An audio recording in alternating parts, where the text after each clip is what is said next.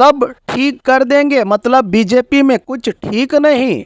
कल बीजापुर में हुए बीजेपी सभा में कार्यकर्ताओं के हंगामे के बाद निरानी नडहल्ली को बाहर का रास्ता दिखाते हुए यत्नाल के बिना प्रोग्राम कैसे किया जा सकता है। कहा कार्यकर्ताओं ने पार्टी के हार के जिम्मेदार निरानी है, बाहर निकालो कहकर रुकावट डालने और हंगामा करने के बाद इस पूरे मामले पर सफाई देते हुए राज्य के पूर्व सीएम बसवराज बोम्मई ने इतना सब कुछ होने के बाद भी कहा कि ये कोई बड़ी बात नहीं, हम सब ठीक कर देंगे। मतलब हार के बाद पार्टी में ज्यादा ही अंदरूनी मनमुटाव और दुश्मनियां बढ़ गई हैं बीजेपी में।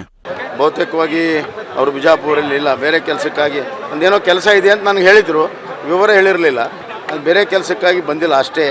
ಆದರೆ ಇಲ್ಲಿ ಅವರ ಅಭಿಮಾನಿಗಳು ಅವ್ರು ಬರಬೇಕನ್ನುವಂಥದ್ದು ಒತ್ತಾಸೆ ಅಷ್ಟೇ. ಅದು ಬಿಟ್ಟರೆ ಯಾವುದೇ ಲೀಡರ್ ಬಗ್ಗೆ ಆಗಲಿ ಇನ್ನೊಂದಾಗಲಿ ವ್ಯತ್ಯಾಸ ಇಲ್ಲ.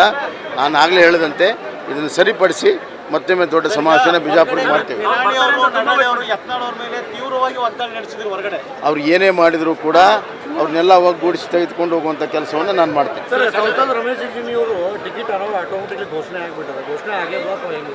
ಇಲ್ಲ ನಿಮಗೆಲ್ಲ ಗೊತ್ತಿದೆ, ಪಾರ್ಲಿಮೆಂಟ್ ಎಲೆಕ್ಷನ್ ಆಗಲಿ ಅಸೆಂಬ್ಲಿ ಎಲೆಕ್ಷನ್ ಆಗಲಿ ಪಾರ್ಲಿಮೆಂಟ್ರಿ ಬೋರ್ಡೇ ಘೋಷಣೆ ಮಾಡಿ ಯಾವುದೇ ನೋಡ್ರಿ, ಅದೇನು ಪ್ರಶ್ನೆನೇ ಇಲ್ಲ. ಸೋಲಿನ ನಂತರ ಈ ಥರದ ಕೆಲವು ವಿಚಾರಗಳು ಹೊರಗಡೆ ಬರುವಂಥದ್ದು ಎಲ್ಲ ಪಕ್ಷದಲ್ಲೂ ಸಹಜ. ಕಳೆದ ಬಾರಿ ಕಾಂಗ್ರೆಸ್ ಹೋದಾಗ ಇದೇ ಥರದಿತ್ತು.